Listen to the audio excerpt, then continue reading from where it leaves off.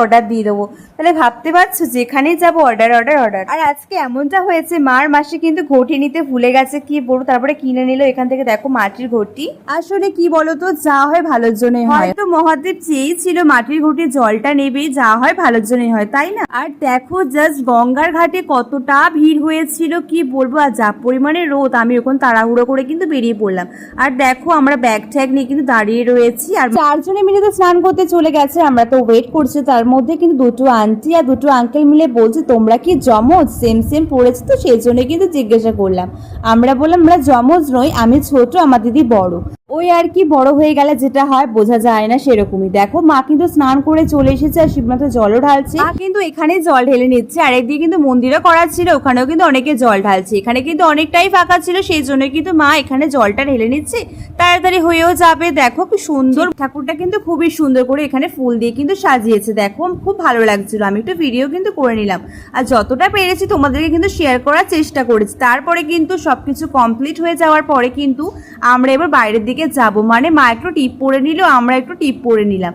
আর দেখো ত্রিশূলটা পড়েছিলাম রেড কালারের, দেখো তারপর বেরিয়ে যাচ্ছে। আর দেখো ওই দেখো কত সুন্দর মন্দিরটা। সবকিছু কমপ্লিট হয়ে যাওয়ার পর কিন্তু আমরা এবার বাইরের দিকে যাব। আর যা পরিমাণে গরম কি বলবো, বেরিয়ে দেখাই যাক কি খাওয়া যায়। আর যা পরিমাণে গরম লাগছিল তাই ভাবলাম ম্যাঙ্গো ফ্লেভারের আইস ওয়াটারটা খাওয়া যাক। আমরা কিন্তু প্রত্যেকবারে কিন্তু খাই, খেয়ে একটু ঠান্ডাও হয়ে যায়, একটু ভালো এনার্জিও পাবো। গরম লাগছে বল, গরম লাগছে। দেখো আমাদের জন্য কিন্তু রেডি করে দিচ্ছে আইস ওয়াটার ম্যাঙ্গো ফ্লেভারের। দিন খাবো কতক্ষণে ভাবছি, আর শান্তি। আর এতটা গরম না কি বলবো, আর এই সময় বাইরে বেরিয়ে তোমরা বুঝতে পারবে যে কতটা লেভেলের গরম। উফ কি বলবো, যখনই কোথাও বেরোনোর হবে আমরা না ছাতা নিতে ভুলে যাই, এই নিতে ভুলে যাই, এটাই হয় আমাদের সাথে। তো চলো মন্দিরটা ঘুরে দেখাই। দেখো মন্দিরটা কি সুন্দর, তাই না? পুরো দক্ষিণেশ্বরের মন্দিরের মতো কিন্তু সেম টু সেম। আমার কিন্তু খুব ভালো লাগে মন্দিরটাতে আসতে, মন্দিরটা কিন্তু ভীষণই সুন্দর। তারপরে কিন্তু আমরা কুলফি খাবো, ঠান্ডা ঠান্ডা কুলফি। কুলফি খেতে খেতে কিন্তু আমরা বাইরের দিকে যাব। তো আঙ্কেল দেখো কুলফিটাও দিয়ে দিল, কুলফিটা খেতে কিন্তু অনেকটাই সুন্দর।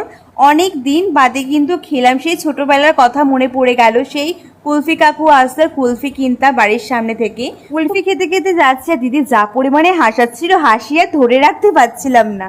এবারে আমরা বাইরের দিকে বেরাচ্ছি কুলফি খেতে খেতে, তাই তো? প্রচন্ড রোদ, প্রচন্ড রোদ। সবাই মিলে বেড়ালে কিন্তু অনেকটাই কিন্তু মজা হয়, তাই না বলো? আমার ফোন খুব হট হয়ে গেছে, মনে হচ্ছে এক্ষুনি বাজ করবে, এত রোদ। এবার আমরা কিন্তু আমাদের টোটো কিন্তু দাঁড়িয়ে রয়েছে, আমরা যাচ্ছি। কোন দিকে দাঁড়িয়ে রয়েছে? এখন হেঁটে যাচ্ছি।